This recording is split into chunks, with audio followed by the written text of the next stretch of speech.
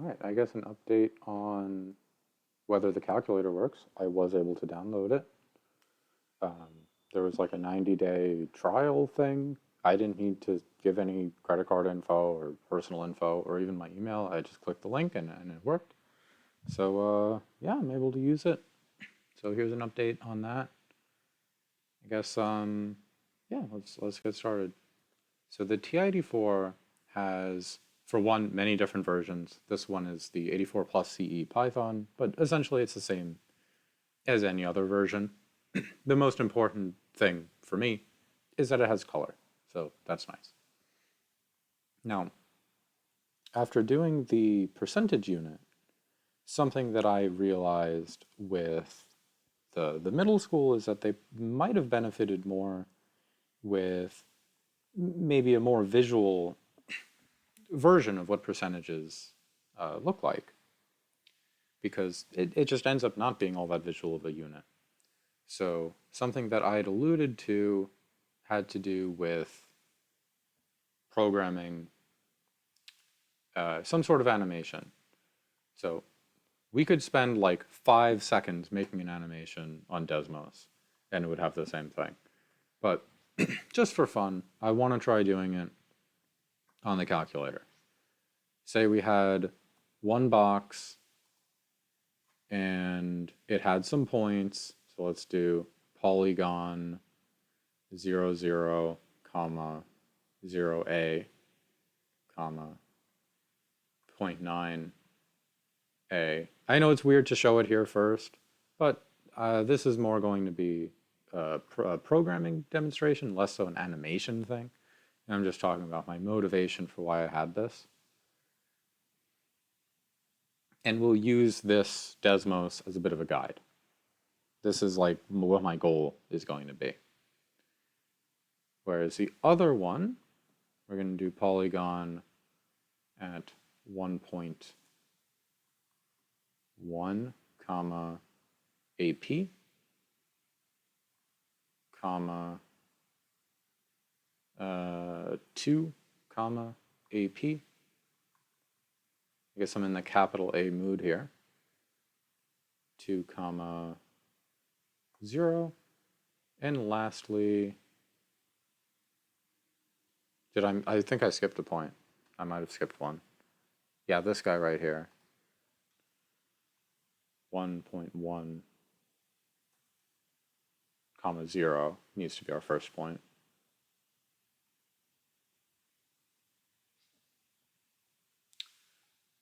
Looks like I missed a guy. Oh, there it is. So now let's just make the P actually exist. So, okay, we have some sliders. Now, what I want to happen as our ending here, we're going to have some percentage, and it'll go from 0 to 1, as percentages tend to do. And then we'll have some base shape. So the blue is our base, and then the purple is going to be the other one, based on the percentage. So the purple is P% of the blue. And we'll label that on the calculator using the same method. I just want to have some basis for what we're going for here. So maybe we'll show that like this. Let's just label this point here. So I'm going to label the blue guy. We'll label that A.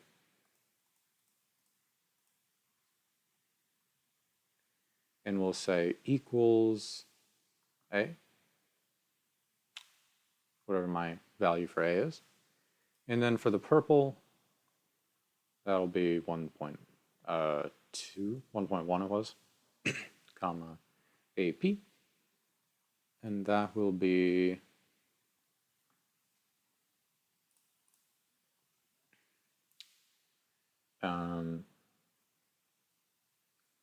P equals, well, actually, hold on. We need to make a new variable here, 100p, so that I can actually label this properly. Yeah. I guess technically there should be a space, but do I know how to make a space? There we go, with a backslash. So this is my goal. I want to make this show up on the Texas Instruments device. Now that didn't end up taking that long. Then this was the first time I tried making this little animation. See, when I scroll up the blue, it changes both. When I move the red, it only changes the red. I don't know why the color changes. Sorry, I don't know what to do about that. So, all right. Let's try doing a similar thing on something that isn't programmed to do that. So we need to be a little more creative. So first we're hitting our program button. We'll see this. If you're on the classic calculators, you'll just go straight to this screen. We're going to this anyway. We're going to hit new, and we're going to give this a name.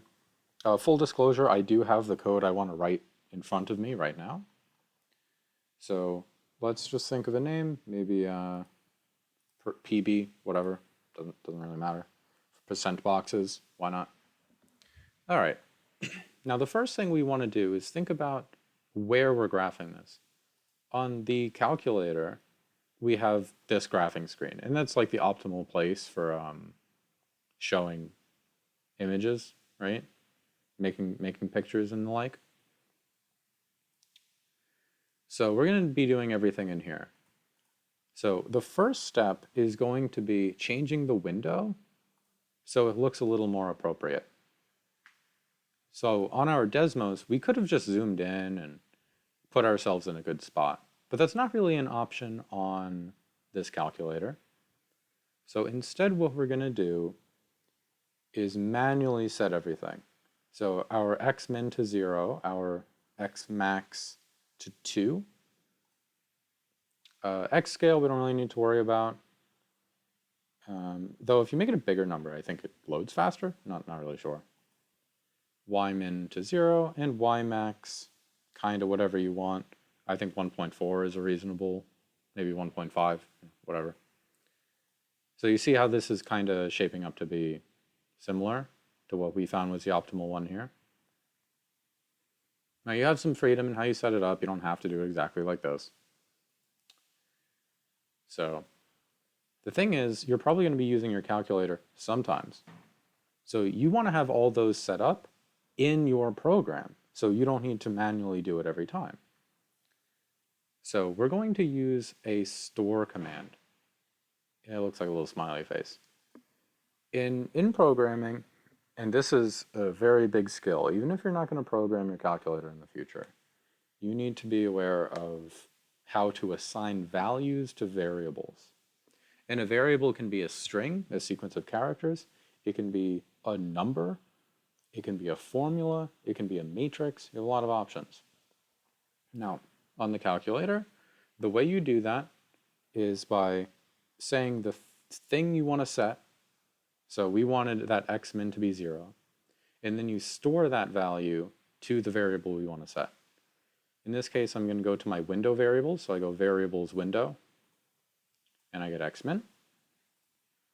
Then I'm going to do a colon just to say it's a new command, and I'll continue on. So we ended up setting our window to 2 for our x max,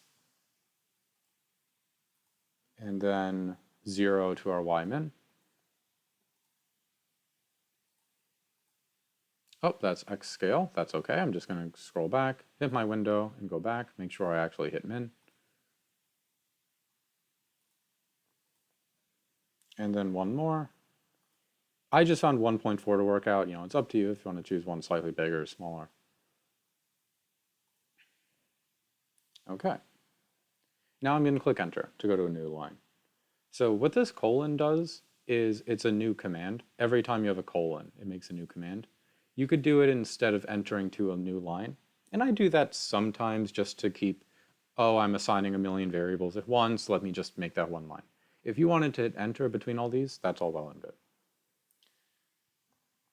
All right, the next thing we're going to do is set what the boxes should be at the start. So let's just say 50% to start for the second box, and I'll set the first box to have a height of 0.8. Why not? So see how the first thing we're doing is like really lame. We have to set all these variables so things work at all. But now we're going to get into the interesting stuff. Input, output. So as far as I've done in my experience, I've had basically two types of programs. One of them, it just draws something. Let's say three types of programs. One where it just draws something, one where it evaluates some formula, and one like this where it has some real-time input. It has some real-time input. So the way we need to do that is field user input. So I'm going to do a loop. I'm going to use the repeat command. We have a couple different types of loops on here, for, while, and repeat. For does a command while a condition for does a command with an incrementing variable. So it'll do with I equals 1, I equals 2, so on. While does a command while something is true, and repeat does a command while stuff is false. So sometimes I use repeat 0 as my default make a thing happen over and over and over command. Because in the calculator, there isn't actually a distinction between true and false and 0 and 1. Let me give you an example of that. So if I say 5 equals 6, it'll say 0. So 0 means false. It is the same in this calculator. If you're on like Python, then there's going to be a difference. There's probably some way to, convert them true to numbers, but it is nice in the calculator that Booleans are just numbers. Okay, so now I'm going to say get key. This is in program input output, and all the way over here at 7, get key. And I'm going to store that to a variable. So what I'm saying here is every tick, every frame, the calculator is asking, what key are we pressing? Now, if you can see my cursor, this first row is 1s, this second row is 2s, third row is 3s, so on, and all of the columns have the second digit being 1, 2, 3. I don't know if that makes sense. Let's look at an example here. So this number, the mode button, is the second row. Let's not do mode, let's do del. The second row and the third column. So its get key number is 23. The arrow keys are considered on the second row, except for this one, which is in the third row.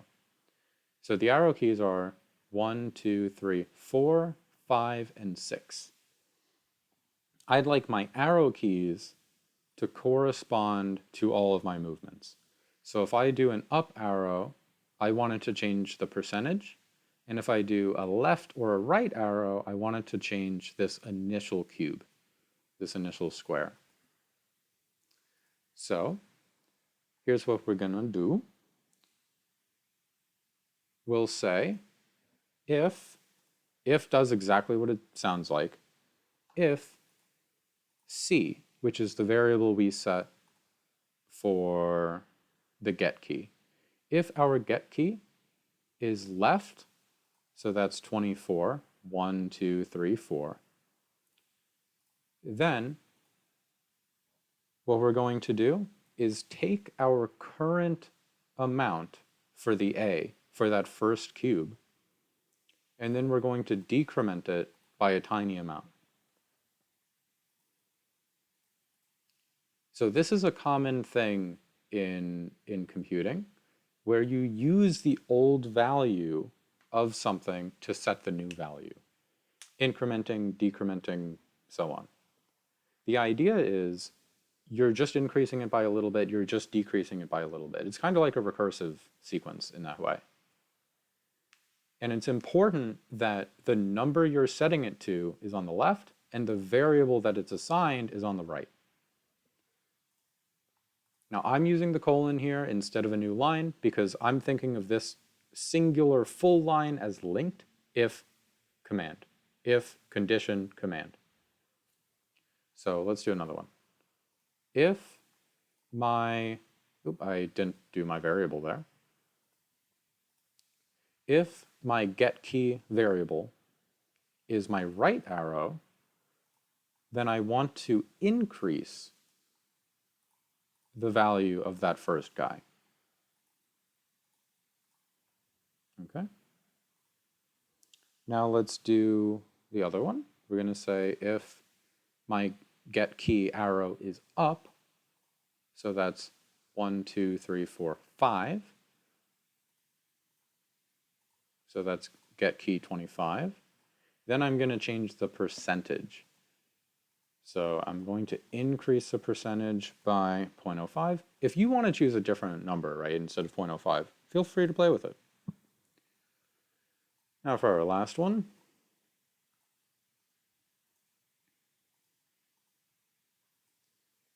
We'll do 34, because the down arrow is considered on the third row and the fourth slot. 1, 2, 3, 1, 2, 3, 4. Then we're going to set P, where's P? P minus 0.05 to P.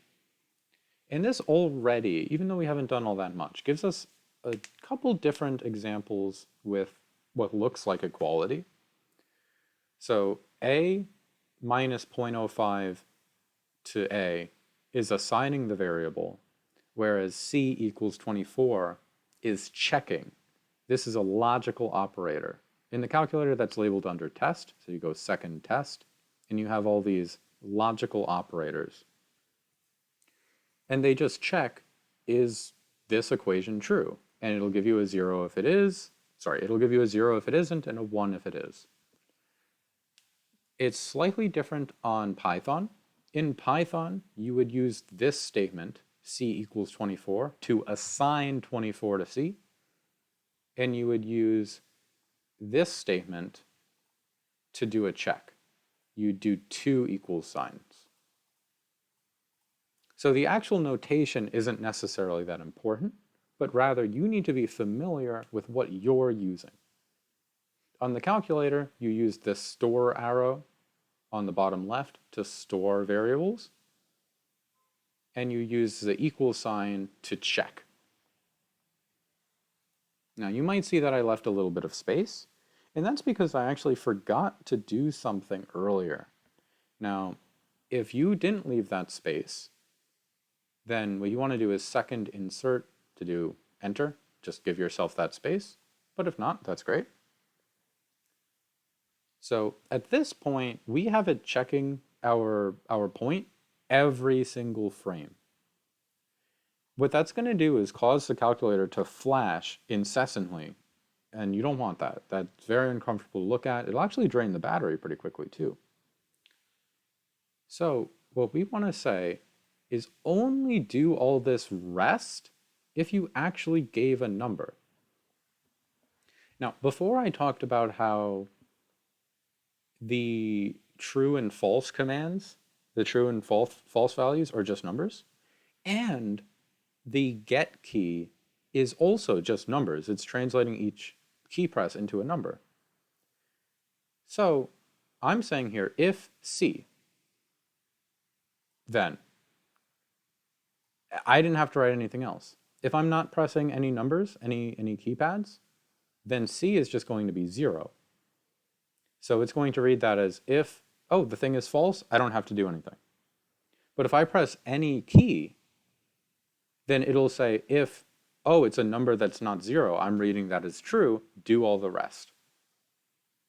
And I'm doing another symbol here. I'm writing if then. So on the calculator, if you're writing out an if statement and then a command with no then, it'll interpret that as if this is true, then do this, and whatever happens, always do the rest. If you're including the then it actually creates this nice sequence. And you can look at it here. If you click into the then, program and down to then, you can press plus. And it'll show you how that works. This is the documentation. If you're in Python, you need to have the documentation on hand so you can always check what things look like. So if you look up Python documentation if, you'll find what a normal sentence looks like using that that command, that programming tool. Luckily, on the TI84s, since the TI84 plus CE, it's had this feature where if you press the plus on anything in the calculator, it'll tell you how to use it. So it's showing us what happens here. We use the if, there's some condition using our logical operators, equal sign, less than, greater than. And then if you include the then, you can include a lot of commands up until this end. So every single time we do press a button, we then use that input to set up a bunch of other stuff, and then we're pressing that end button. So that only the things between that then and the end are actually happening when we press the button. Otherwise, I don't need anything to happen. I'm just going to let the calculator sit.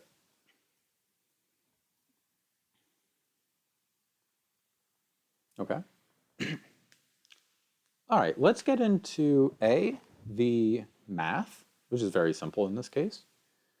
We're drawing, well, how do percents work, right? You multiply. You multiply P times A, and we're going to assign that to M. M is just going to be the variable for how tall the second guy is. Now on Desmos, I didn't really need that as a separate variable. Oh wait, no I did. Here it is. I assigned it to capital P here. On the calculator, you just have uppercase letters, so okay, whatever.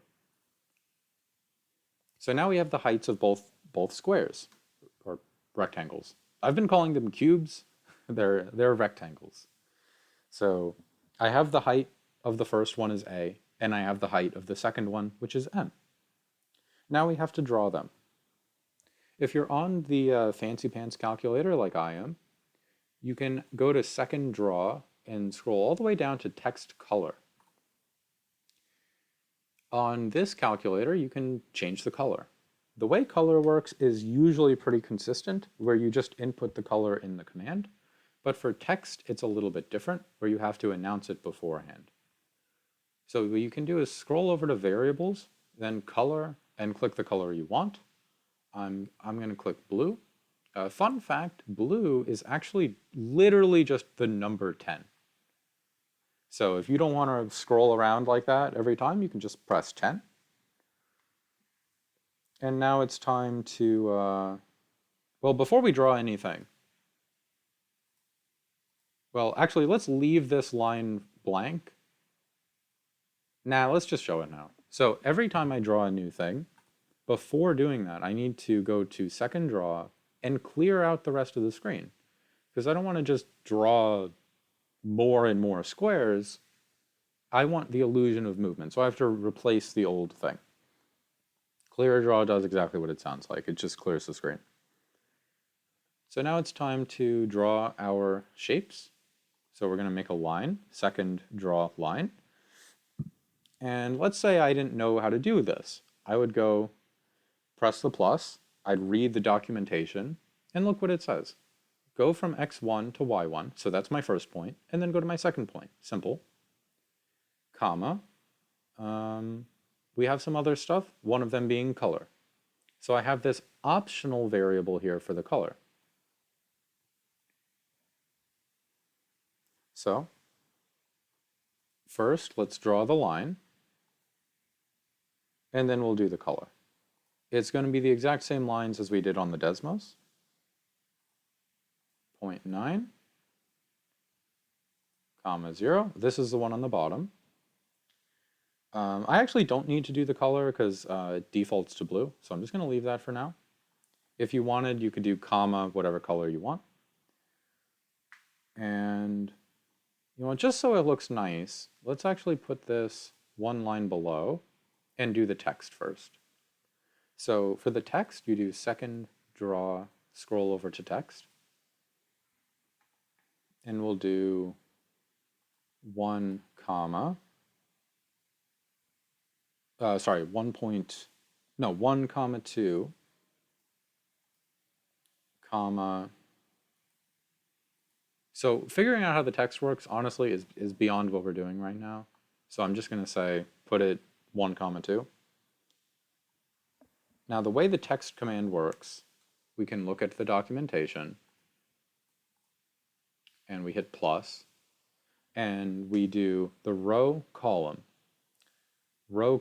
So this is kind of like our y value and this is like our x value. If you want to mess around with it, have fun, but it's not your usual xy coordinates. It's shifted a little bit.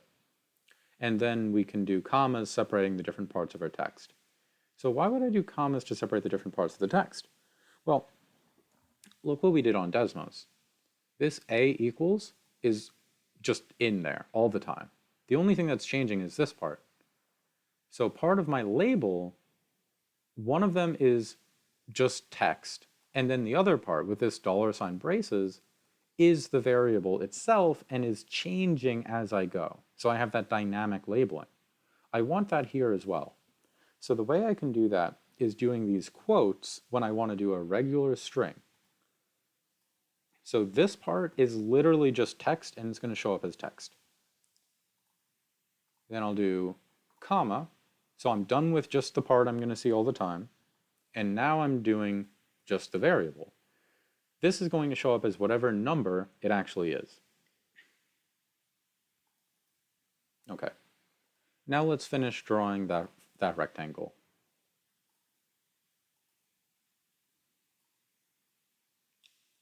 So the height of my rectangle is going to be a. That's kind of the whole thing we're doing. Comma, 0.9, comma. By the way, I'm doing 0.9 instead of 1 so that there's some space between my boxes. Now for my third line, rectangles have 4. We'll do 0.9, comma a. So this is our right side of the rectangle, down to 0.9, comma 0. And now the bottom of the rectangle, 1, 2, 3, 4. The 1, 2, 3. Well, I guess I don't really need every single side of this shape, right? Because some of it is going to be just sitting on the axis. So I don't necessarily need to draw the bottom edge. So if we looked over here, I drew the bottom edge of this shape, but I didn't really have to, right? It was just sitting on the axis. So I might skip that. I'm just going to leave that be.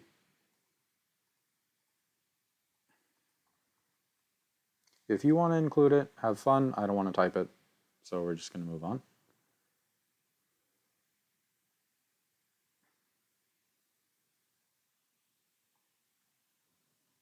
Okay. Now let's finish up with the second box. We're going to do, let's see, 1, 2, 3.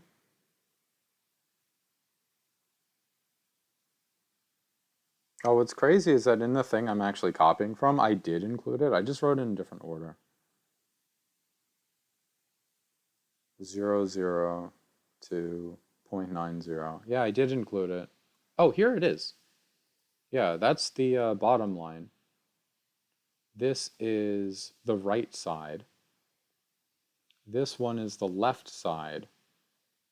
So I don't have the top right now. Okay, I guess we have to do it. We got to get the top of our rectangle in here. So that'll start at 0. Oh my god, I'm losing track, man. This is 0, 0, so bottom left, to bottom right, 0.9, 0. This is top left to top right. So the top, top, and this guy is on the right. So we need the left side. So 0, 0 to 0, a. There we go, we did it. All right, now let's do the other shape. I'm going to make this in a different color. So I'm going to say color 11. If you want, you can go to variables color red. It'll be the same thing. I like keeping it as a number. That's just my preference.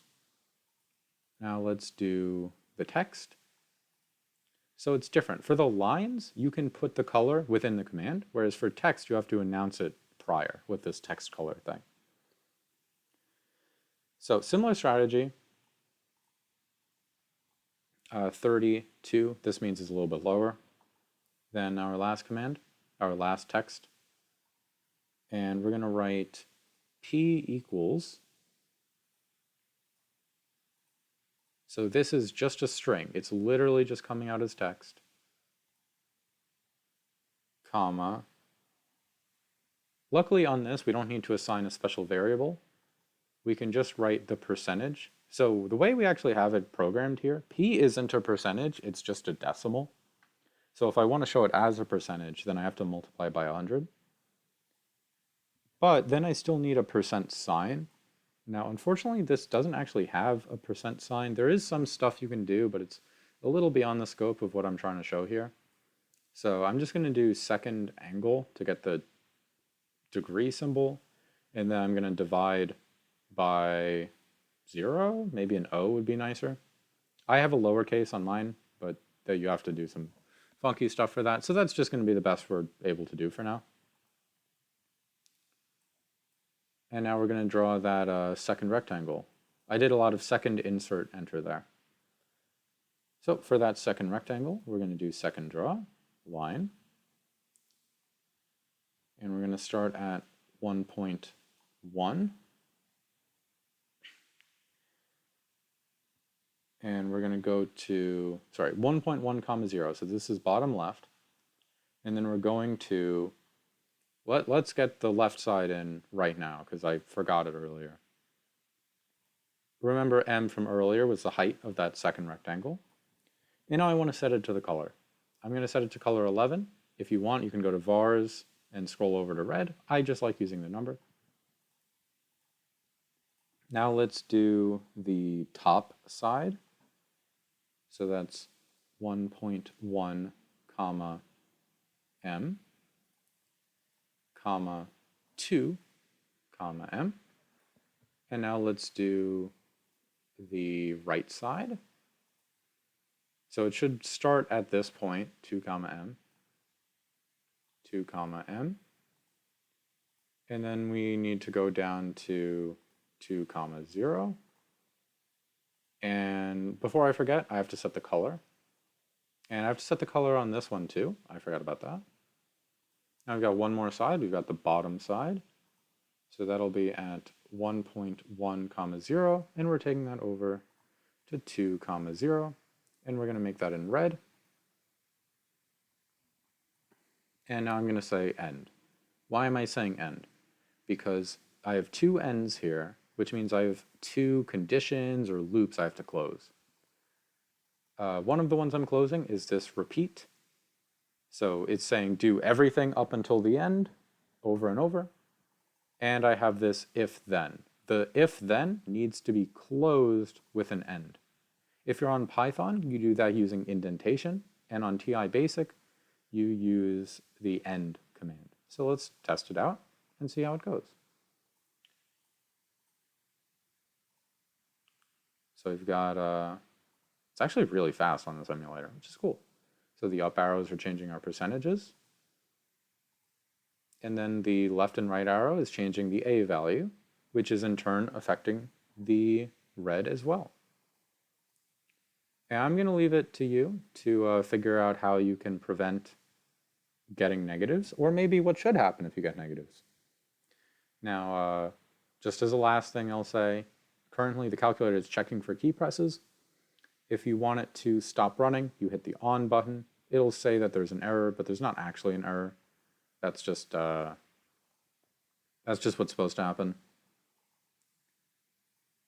Because I didn't actually create a condition to end the program. Maybe we should. Maybe we should have. But you know, I'm gonna leave that to you. I'm super tempted to try figuring out a prettier way of ending this. Maybe we can do that now. Let's try it. Let's try it real fast. See if we can figure something out. So let's say if we press the del button, then something should happen. So del is 2, comma, 1, 2, 3, so 23. Then what are we going to do? Can we just stop? Input, output. Oops, I accidentally deleted that.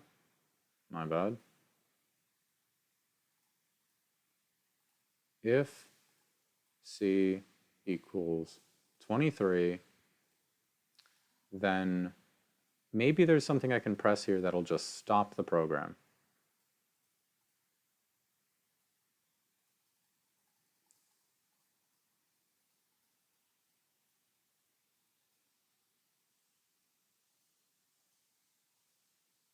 I swear there was something that could just stop it. Pause? I mean, that's something, right?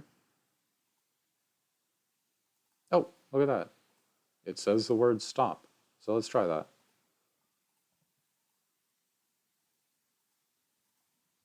By the way, when I start the program, I did need to press one of my arrow keys to get it going.